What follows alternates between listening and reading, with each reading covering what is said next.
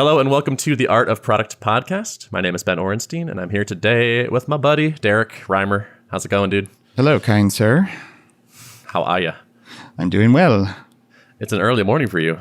Yes, it is. Yep. I made my every couple of months pilgrimage back to California to visit family and sitting here in my in-laws' kitchen, hopefully getting good audio quality. Yeah, actually sounds pretty good. Cool.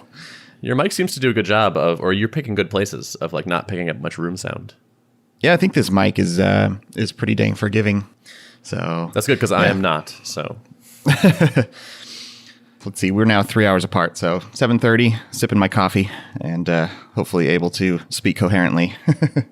I'm sipping coffee too. So what's new? Well, it's been a sort of light week for me. Last weekend, I went to Vermont to visit some family, which was great. It's awesome to get out of the city every so often. It's crazy how relaxing just being outside and like hearing birds and seeing greenery is. I forget that there is a bit of like a tension inherent in the city. Like I'm in a very populated area, so there's sort of always noise and people. The aunt I was visiting is way out in the country, so it's like farms and red barns, and it's just a really different feel. Yeah. And sitting in an Adirondack chair and drinking a beer and watching the sun go down is a pretty restorative experience. Yeah. No, I could definitely see that. I grew up in the Central Valley of California, so I come out here to the Fresno area, and it's ag land city, so miles and miles of orchards and country roads, and quite a contrast to living in uptown Minneapolis for sure. So yeah. I bet. So that was nice. And then Monday I went to Thoughtbot actually for the afternoon because they had a WWDC viewing. Nice. And so we watched the keynote together, which was fun. You excited about anything Apple's doing lately? I am actually. I am looking forward to buying a MacBook or a MacBook Pro. Still kind of unclear. But suddenly I'm using my personal laptop a ton more, and it's a few years old. So I was like, all right, I'm going to get a new one of these. And then I saw that they were expected to release new ones, and they did. So that's cool. Nice. Yeah. Although I went to the Apple store yesterday, and they didn't have the new ones yet, which is kind of funny because they're shipping you can order them online. But like I actually wanted to touch one. Yeah. Buying an Apple laptop is always tricky. Like I've been kind of in the market for one lately because, I have historically, I always just used my personal laptop for work when I was, independent. But now that I'm at Lead Pages, there's company issued laptops. But if I want to hack on my own stuff, then I kind of want to use my own laptop. So I have my MacBook Pro that's getting a little bit old. And so I've been considering upgrading the hardware. But it's always tricky. Like I go to macrumors.com and they're always like, they haven't updated this for 6 months. You probably shouldn't buy. So I'm always like waiting to try to time it just right. Yeah. It's kind of a silly endeavor, I think. It is, yeah. It's like I did wait, and I think the changes are like they're using a slightly new Intel chipset. Yeah. That's it. And so it's like, okay, cool. Like it'll be 7% faster on certain tasks or something. Yep. So it's like, well, whatever. Right. It's mostly psychological, I guess. I need to be on the latest hardware. It's the FOMO, yeah. Yeah. I decided that my benchmark of choice to like see what how the computer performs on things I care about is like the SunSpider JavaScript benchmark. Oh yeah, it like just runs a bunch of JavaScript in your browser and tells you how fast it was. And I've realized I think that's basically the thing that affects like performance feel for me mostly is like how fast is it to browse websites that use a ton of JavaScript. Yeah. Which is hilarious because that probably, 5-10 years ago, it was definitely not the case that we were like trying to figure out how to make sure our websites render fast. Right, exactly. Yeah.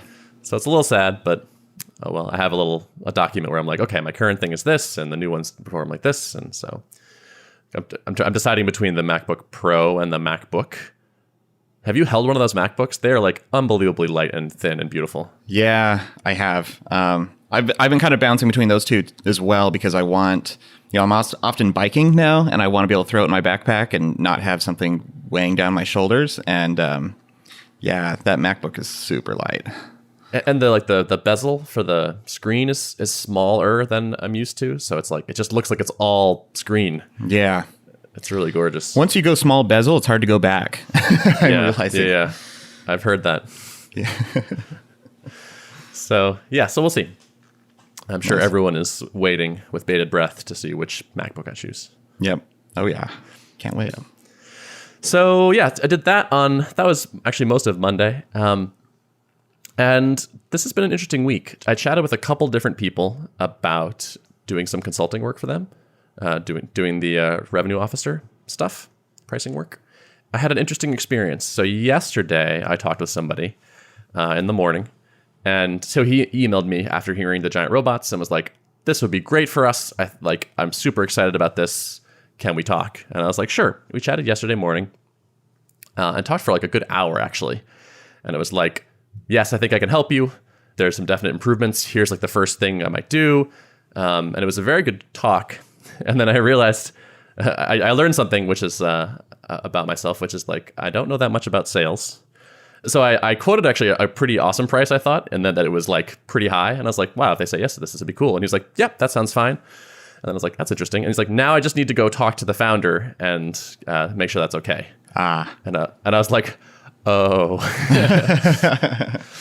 It's like, I've been talking to not the decision maker. Right. Yeah. Of course that's okay, because you don't actually have to say yes or no. Mm-hmm. And which is like sales 101, I think. Yeah. But not a thing. Like, I didn't realize it until the end of the call. And I was like, oh, okay, well, now we'll see. And so he went off and talked to the founder and came back this morning and was like, yeah, we decided we don't want to invest that much in this old product because we're sort of focusing on a new thing. But like, thanks for that idea. We are going to implement that idea you gave us. And I was like, cool. Free advice. All right.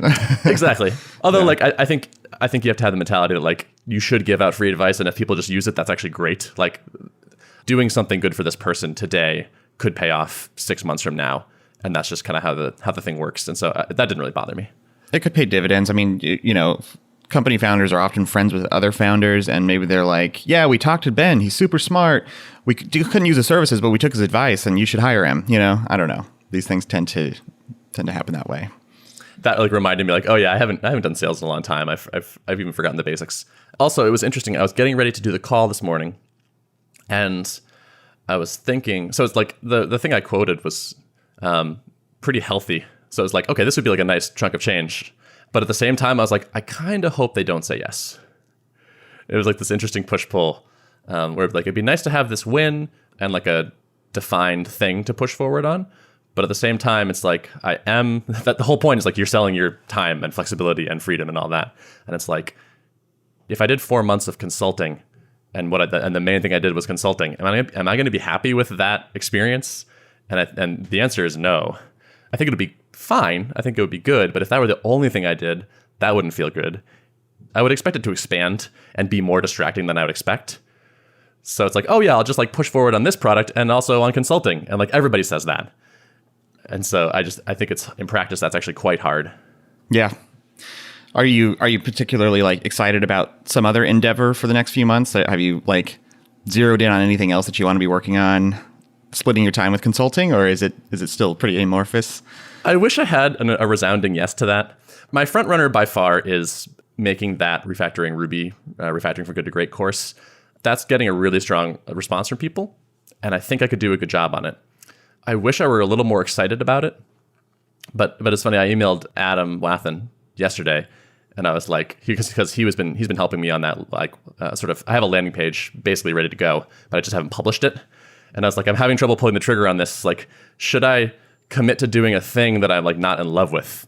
And his response was actually really good. And he said, "You're trying to make a business. You should make something that other people love." And I was like, oh, yeah, okay. That's a good way to think about it. Yeah. And he said, it's easy to have a few weeks or months go by and not really create anything of real value when you're solo.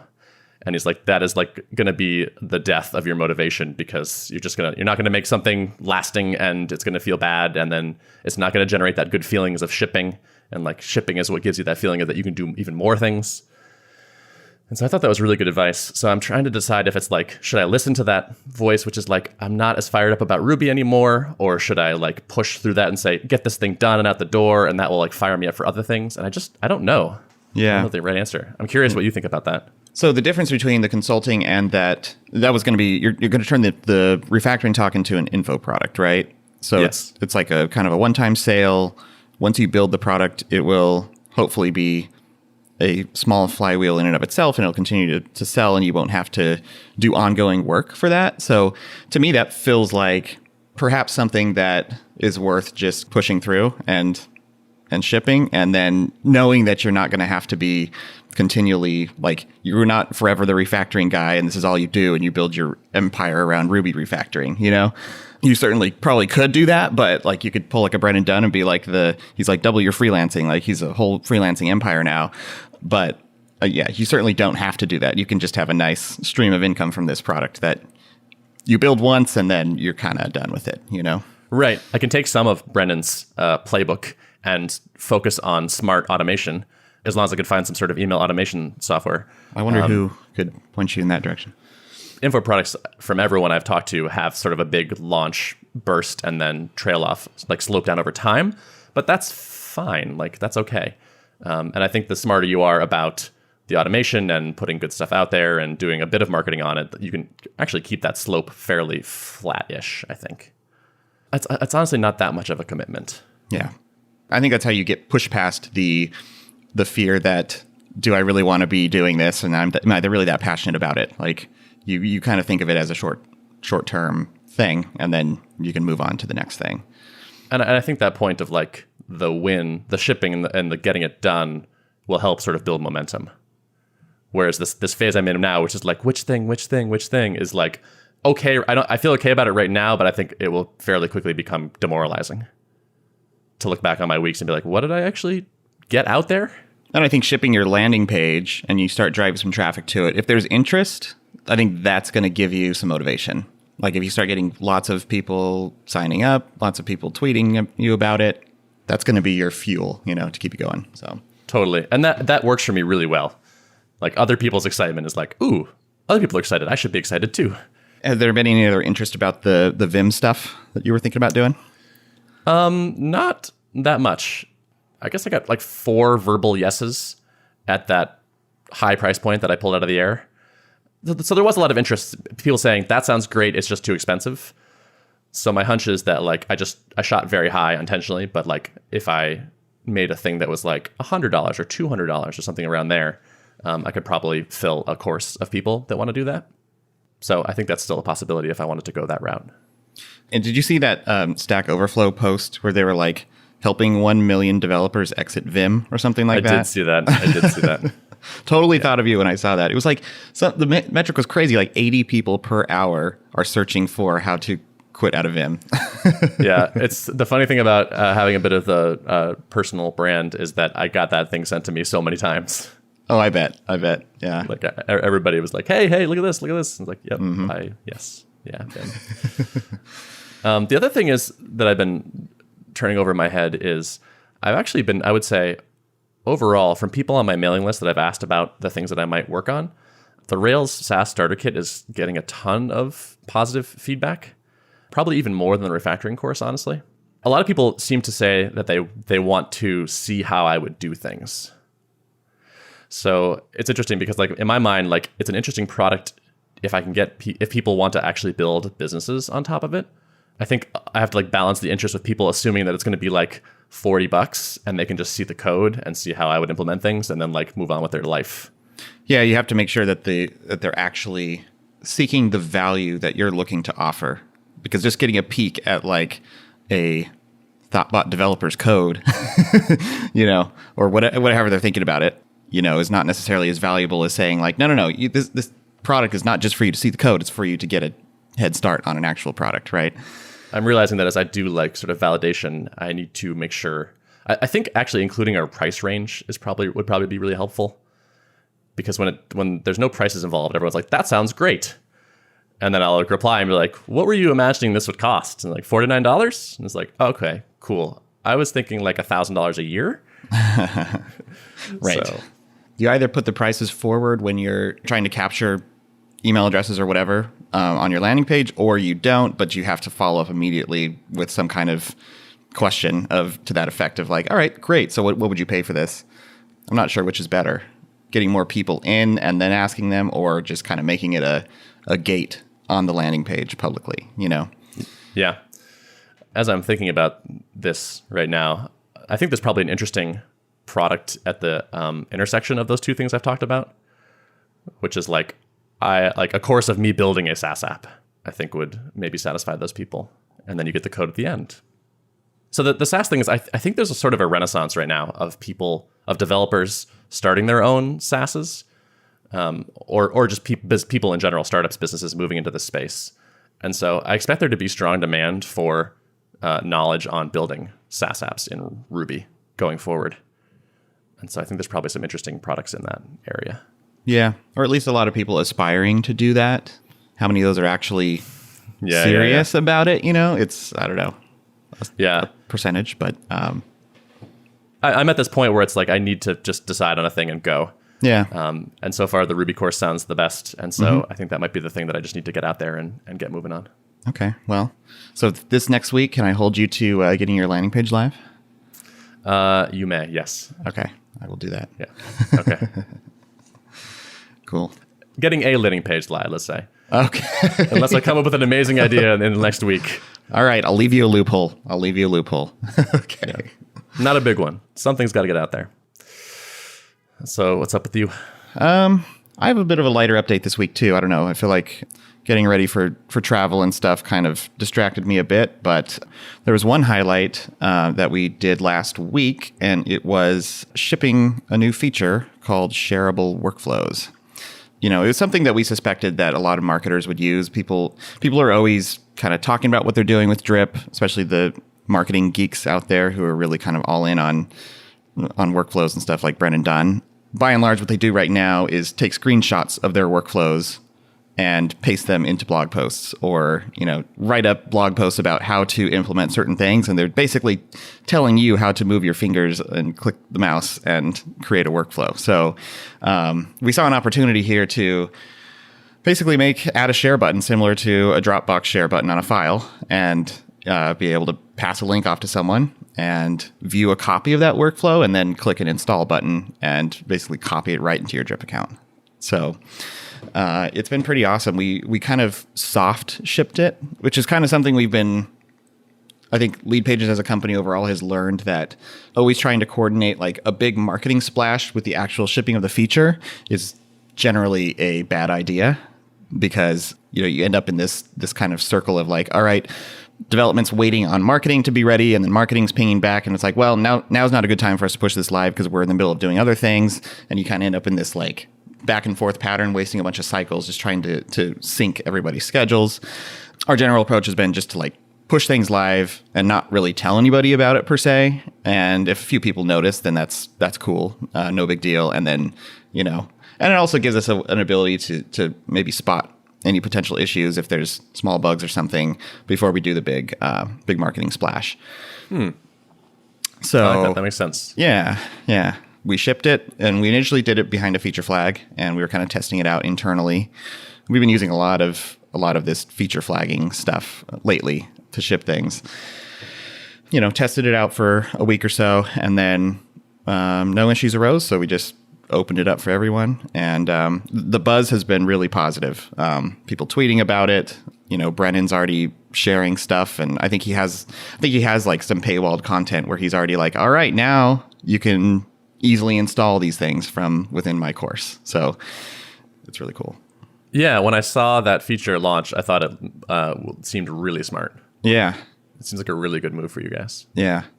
It's going to help us also with our own onboarding, I think, because right now when you sign up for a Drip account, we attempt to gather information from you about what you want to accomplish with Drip. So we ask you, are you using a landing page provider? What's your goal right now? Are you selling products, or are you a blogger, or do you just, want more subscribers on your list? And so, based on your answers to this kind of choose your own adventure questionnaire, we attempt to like scaffold your account with a sample workflow. So if you choose, for example, I'm using Shopify to sell my products, then we'll build this funnel workflow for you. And in there's a goal of like making a purchase through Shopify. And it's up to you to then go in and like actually wire up your Shopify account, but we attempt to scaffold it for you. It's pretty cool. I think it gives people a sense of being able to visualize what Drip can do for you. But I'm skeptical if anyone is actually able to activate that workflow without much effort, because it's still pretty generic. I question how much value that scaffolding workflow is actually providing compared to the prospect of saying like, all right, we have a whole gallery of workflows that you can choose from. And they're very specifically named, like, okay, you are selling products through Shopify and you want to do an upsell. Now, you can just pick that one right out of the gallery and it'll be extremely catered to what you're trying to do. We could just go absolutely wild with this and build a whole repository of things. Oh, you're a lawyer? Here's a lawyer workflow, Mm-hmm. No, I love it. I think that makes a lot of sense. Yeah. That's kind of what it's going to allow you to do. We're also circling in on a refinement of this, which is the ability to actually paste in a little snippet of code on your blog and embed a workflow directly into a blog post or something. Because you need more web requests? Yeah, totally. We're going to hopefully cache some things so that offload it to the ZDN. But yeah. Mm-hmm. Nice. That sounds great, man. Yeah. In general, our shipping cadence is good. I think I talked about a couple weeks ago when we had like 20 something issues in progress at once. The bow is fully cocked back right now. Like we have a bunch of things that are nearing completion. And 2 days ago, we had like a great shipping day. We shipped like 5 things and we kept posting it in the support Slack channel, letting them know, okay, now this thing's live. And people's minds were pretty blown. And that's really fun to do. And I think these things tend to happen that way now that we have kind of more of a team built out and a designer working with a JavaScript engineer, working with a backend engineer. We end up kind of with a lot of things going at once, and then they kind of are each incrementally making progress, and then they kind of all get to a point of shipping around the same time, it seems. So, You had mentioned before that one of your goals was to get yourself away from being a bottleneck. Yeah. How's that going? I'm making good progress on that, I think. I'm deliberately writing less code myself, which I think is okay for now. I'm always skeptical whether I'm going to actually be fulfilled fully from my work if I'm not writing code, but I do get a lot of joy out of helping facilitate my team. And like our productivity at this point is higher than it would be if I was just off trying to like crank through a bunch of these tasks on my own. And the quality is higher too, because we just have dedicated people now to each of these disciplines. And it's not like design is not an afterthought anymore, for example, or, the JavaScript is not like, we'll just hack it together quickly because we need to get this shipped. I didn't tend to hack things together myself, but then it would result in things taking a little bit longer if I was trying to quote unquote do it the right way. To me, it's motivating to have really good velocity and to have people really dedicated to their specific discipline and be a little bit more, a little less full stack and a little more focused on their area of expertise. Sometimes when teams get larger, the communication overhead can start to hurt things. It sounds like you aren't at that point yet, or you've successfully dealt with that issue. Yeah, I think it's like every person we add to the team, it changes the dynamic just slightly. I think one of our blind spots, honestly, is making sure that new hires on the team feel like they're getting up to speed fast enough. I had some conversations with some of our newest developers in the last few weeks, and they're like, I hadn't realized this, but some people had some concerns about whether they were performing well enough because they were kind of comparing themselves to people who had been on the team for 2 years. And they're like, I can see these people like, cranking out 2 pull requests a day, and I'm still just trying to understand. I only understand this small subsystem of Drip right now, and I just feel like I'm not performing well. And it's like, hold on a second, reset your expectations, So I think like smoothing out the new team member onboarding flow is probably like the most critical thing right now. But yeah, I think our overall team communication is still pretty good. We're riding with like one all hands meeting a week. We spend like 30 minutes on a call together, and we each kind of share it's like a typical stand-up style, share what we've been working on and what we're doing in the next week. Everyone still kind of feels like they're at least aware of what everyone else is working on. Are you doing one-on-ones with people? So it's not like formalized at this point, but it's kind of like I will ping people directly on a roughly weekly basis in Slack, and it'll be like, hey, how's everything going? Do you need anything from me? And I proactively try to do that, but I've tried not to put like a recurring meeting on anyone's calendar, if that makes sense. Because there's some weeks where I know what this person's working on. They're cool. Unless there's something really wrong that they need to bring to me, which, obviously making sure the team knows that they can always come to me if there's a problem is a must. But like barring that, there's some weeks where it's like, yeah, I don't think there's much for us to discuss this week, so we don't need to do, a one-on-one. But I'm always open to like formalizing things as they need to be, but trying not to prematurely formalize it, if that makes sense. Oh yeah, totally. Yeah, I'm curious how that works out. I think having a formalized one-on-one, maybe not weekly, but maybe every other week, I think that is pretty useful for uncovering things early if you do them right. If you're like kind of aggressive about like, oh, there's really nothing this week. Okay, yeah, well then let's talk about your monthly goals or your yearly goals. Like, where do you want to be in a while? Like, is this fulfilling in this way? Can be good. Like, maybe it's not necessary, but it'd be interesting to see like if surprises happen, I guess, is maybe the best test for that. Where it's like someone you thought was happy quits and tells you, I've been like not happy for the last 4 months. Right. To me, that would be pretty devastating, and I definitely don't want that to happen. Ideally, I agree with you. Ideally, you wouldn't have that recurring event where like you have to do it. Right. But I don't know.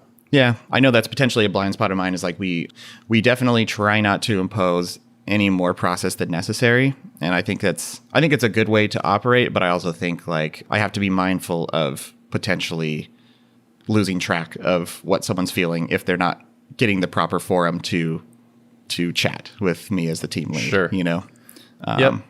I mean, people that get regular one-on-ones also quit. Yeah. So yeah. So it's not like a guarantee, but yeah, totally. The other cool thing that happened was we had the opportunity to sit down with a CTO, an experienced CTO of a software company who one of the folks on the Lead Pages team is good friends with, like used to work with him at a previous job. And so he was in town for a couple of days and kind of met up with the different engineering teams just to kind of talk through like what are their challenges they're facing right now and see if he could offer any advice. We sat down with him and had lunch and kind of talked through Drip's architecture. And it was fun to talk to someone who's been around the block a few times. And, he offered some advice. He's like, basically like, let's talk about ways you could potentially shard the system. Do you split it into microservices and shard at the microservice level? Or do you had an interesting idea of like potentially slicing the whole stack and just having like these different pods and different customers live on different pods. And like, instead of trying to shard the Postgres database, just sharding the whole stack. And so it was just like, it was a fun, 2-hour long kind of discussion and brainstorming session. And I think it got us thinking in some new ways. So that was kind of cool. Nice. Yeah. It's awesome when you can talk to someone that's been there. Right. That's kind of the best. Just an informal discussion about what you might do. Yep. So it's some interesting changes to our infrastructure I think will be happening. And I think I mentioned this last time too, that we did officially close in on a new hire for our scaling architect position that we had open. So he's coming to us from within the Lead Pages team, kind of became available and to shift over to the Drip team. So that's going to be really exciting to kind of get in front of a whiteboard and think through these problems with someone who can really spearhead it so that Rob and I can continue focusing on like core product stuff. That's what you're most interested in? I think that's where we bring, honestly, the most value because, like me personally, I've not scaled something. I've not like sharded a large production database or like, the things that we're looking to do. I definitely don't have prior experience with it. I don't doubt that we could figure it out given enough time, but I want to shortcut some of the mistakes that we would potentially make. We'll go all in on this alternative database, and when someone else who has experience may say like, yeah, you don't want to use that system because X, Y, and Z, we should go this route instead. So I want to try to short circuit the potential mistakes that may happen. And I also know that like we're in a position where we've been with Drip from day one, and we have good knowledge of the market and a good sense for where to take the roadmap. And I think our brain cycles are best spent thinking about that problem space as opposed to thinking about how to, architect the back end systems. Totally. That makes sense. So yeah, that's kind of where we're thinking on that. Cool. Well, I'll be curious to hear what you decide to do there. Yeah, it's a never-ending, ongoing saga. Yeah, that's good. Yeah, that is SaaS. Yeah, you wouldn't really want it to end. Nope, that's for sure. Cool. Well, it's a good week, I guess. Yeah, I think so. I think there's more there than I thought there was. Yeah, good stuff. Cool. Well, it's good talking to you as always. You too, man. You want to talk again next week and record it and then publish it out in some sort of RSS-based format? Yeah, let's do that. Let's call it a podcast. That's a terrible name, but let's try it anyway. All right, we'll see if it works. All right, I guess I'll talk to you next time. Do we have a sign-off? We don't know. How did I sign off last time? I forget. I know you said well, we at least gave Podcast Motor a shout for editing. Oh, that's right. Today's show was produced and edited by Podcast Motor. If you'd like to access the show notes of this episode, you can go to artofproductpodcast.com. Thanks for listening.